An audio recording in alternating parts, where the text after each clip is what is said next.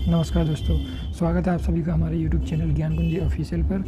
तो दोस्तों, डेली की तरह आइए अपनी क्लास को शुरू करते हैं। आज की क्लास में भी हम नए संसद भवन के बारे में पढ़ेंगे और आगे के कुछ MCQs को देखेंगे। तो बहुत ही महत्वपूर्ण क्वेश्चन हैं आप सभी के लिए और आप सभी के वनडे एग्ज़ाम्स और अपकमिंग एग्ज़ाम्स के लिए बहुत ही महत्वपूर्ण ये क्वेश्चन की सीरीज़ है। तो प्लीज़ एक बार इस सीरीज़ को ज़रूर देखिएगा, ठीक है। तो चलिए शुरू करते हैं एक करके सारे क्वेश्चंस को। पहला क्वेश्चन है कि भारतीय संसद के कितने अंग हैं। पहला क्वेश्चन है भारतीय संसद के कितने अंग हैं। तो सभी जानते होंगे भारतीय संसद के कितने अंग हैं। तो पहला अंग है राष्ट्रपति, ठीक है, पहला राष्ट्रपति, ठीक है। फिर पहला राष्ट्रपति हो गया, दूसरा है लोकसभा, और तीसरा राज्यसभा, ठीक है। तो कितने अंग हो गए भारतीय संसद के? कितने अंग हो गए? 1 2 3 अंग हो गए। कितने अंग हो गए? 3, यानी कि आंसर कितना हो गया? 3, ठीक है। अगला क्वेश्चन देखते हैं। अगला क्वेश्चन है कि जो संसद है ना, अपनी भारतीय संसद के निम्न सदन तथा उच्च सदन क्रमशः हैं। मतलब निम्न सदन किसे कहते हैं और उच्च सदन किसे कहते हैं। तो संसद के निम्न सदन तो किसे बोलते हैं? लोकसभा को बोलते हैं। ये याद रखेंगे। लोकसभा में कौन होता है? जनता। लोकसभा कौन चुनता है? जनता। कौन चुनती है? जनता। तो निम्न सदन कौन सा होता है? निम्न सदन होता है लोकसभा। और जो राज्यसभा होते हैं ये सब नॉमिनेट होते हैं। क्या ज़्यादातर इसमें क्या होते हैं? नॉमिनेट होते हैं।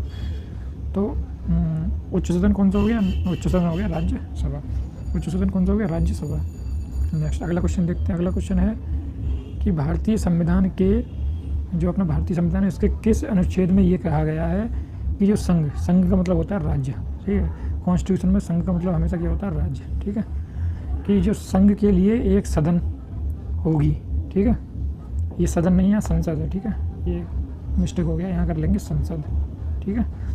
तो क्या है कि भारतीय संविधान के किस अनुच्छेद में ये कहा गया है कि संघ के लिए एक तो संसद होगी, ठीक है, एक संसद होगी, और जो कि संघ के लिए क्या होगी? एक संसद होगी जो कि राष्ट्रपति और 2 सदनों से मिलकर बनेगी। एक संसद होगी जो कि राष्ट्रपति और 2 सदन कौन से? लोकसभा तथा राज्यसभा से मिलकर बनेगी। तो इसका आंसर क्या है? इसका आंसर है अनुच्छेद 79, अनुच्छेद 79, ठीक है। आइए देखते हैं अगला क्वेश्चन क्या है। अगला क्वेश्चन है कि भारतीय संसद के अंग हैं। भारतीय संसद, अभी मैंने तो पिछले क्वेश्चन में बताया था कि भारतीय संसद के कितने अंग हैं। पहला राष्ट्रपति, दूसरा लोकसभा और तीसरा राज्यसभा, ठीक है। तो ये कितने अंग हो गए? 3। कितने अंग हो गए? 3। मैंने कितने अंग बताए थे? 3। तो ये 3 अंग मैंने ऊपर बताए थे। तो कौन सा ऑप्शन हो जाएगा? लोकसभा, राज्यसभा और राष्ट्रपति, ठीक है, ये सही हो जाएगा। नेक्स्ट अगला क्वेश्चन देखते हैं। अगला क्वेश्चन क्या है? अगला क्वेश्चन है कि संसद का स्थायी सदन कौन सा है। संसद का स्थायी सदन मतलब एक होता है अस्थायी सदन जो 5 साल के बाद भंग हो जाता है, और एक होता है स्थायी सदन। एक होता है स्थायी जो कभी भंग नहीं होता है, मतलब जो 5 साल में भंग हो जाता है ये तो जनता द्वारा चुना जाता है, यानी कि कौन सा हो गया? लोकसभा। ये कौन सा हो गया? लोकसभा, जो जनता के द्वारा चुना जाता है। और जो कभी भंग नहीं होता है वो कौन सा होता है? राज्यसभा। तो इसका सही आंसर क्या हो गया? राज्यसभा। नेक्स्ट अगला क्वेश्चन देखते हैं। अगला क्वेश्चन है कि किस सदन को प्रतिनिधि सदन कहते हैं। मतलब प्रतिनिधि सदन किस सदन को कहते हैं? इसका आंसर क्या है?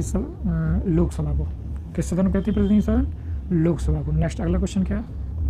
अगला है किस सदन को लोकप्रिय सदन कहते हैं? भाई लोक और लोकप्रिय सदन किसे कहते हैं? लोकसभा को, ठीक है। नेक्स्ट अगला क्वेश्चन क्या है? अगला क्वेश्चन है बहुत ही इंपॉर्टेंट क्वेश्चन है, सभी लोग देखेंगे ध्यान से। देखो भाई, अगला क्वेश्चन है कि जो नई संसद में, अभी जो हमारी नई संसद का गठन हुआ है, नई संसद में ऐतिहासिक राजदंड सेंगोल को जो लोकसभा के अध्यक्ष हैं उनके आसन के समीप स्थापित किया गया है। ये सेंगोल किसका प्रतीक है? ये जो सेंगोल है जो लोकसभा के अध्यक्ष के जो आसन है उसके समीप स्थापित किया गया है। तो ये सेंगोल किसका प्रतीक है? ये कहना है।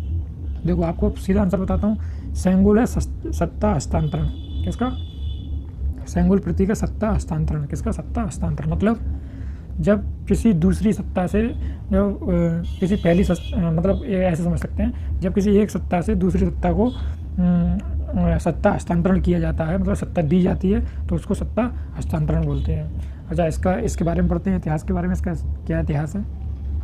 इसका इतिहास है, देखो, जब ब्रिटिश शासन से सत्ता हस्तांतरण के प्रतीक ऐतिहासिक सेंगोल को नए संसद भवन में स्थापित किया गया। देखो, जब ब्रिटिश शासन चल रहा था उस समय पे तब ब्रिटिश शासन के दौरान ये सेंगोल प्रतीक को स्थापित किया गया था सत्ता हस्तांतरण के रूप में। ठीक है, नेक्स्ट अगला पढ़ते हैं कि देश के पहले प्रधानमंत्री जवाहरलाल नेहरू ने अंग्रेज़ों से जब सत्ता हस्तांतरण के प्रतीक के तौर पर सेंगोल के लिए, मतलब जब ब्रिटिश सरकार यहाँ से ख़त्म हुई थी हमारे भारत से, तब पहले प्रधानमंत्री थे जवाहरलाल नेहरू, उन्होंने जब अंग्रेज़ों से सत्ता को हस्तांतरण किया था तब ये प्रतीक सेंगोल प्रतीक को लिया था जो लंबे समय से प्रयागराज के एक संग्रहालय में रखा हुआ था। देखो, जब ये ले लिया था पंडित जवाहरलाल नेहरू ने, तभी उसके बाद ये लंबे समय तक प्रयागराज के संग्रहालय में रखा रहा था। अब इसको दोबारा जब नई संसद का गठन हुआ है तब इसको दोबारा अब वो लोकसभा अध्यक्ष के जो आसन है उसके समीप इसको स्थापित कर दिया गया है। अगला देखते हैं, सेंगोल एक ऐसा राजदंड है जो सत्ता पर अधिकार के प्रतीक को रूप को पहचानना जाता है। देखो क्या लिखा कि सेंगोल एक ऐसा राजदंड है जो सत्ता पर अधिकार के प्रतीक के रूप में पहचाना जाता है, मतलब सत्ता पर हमारा अधिकार हो गया, इसका ये प्रतीक है। ठीक है, तो आज की क्लास को यहीं समाप्त करते हैं। जय हिंद।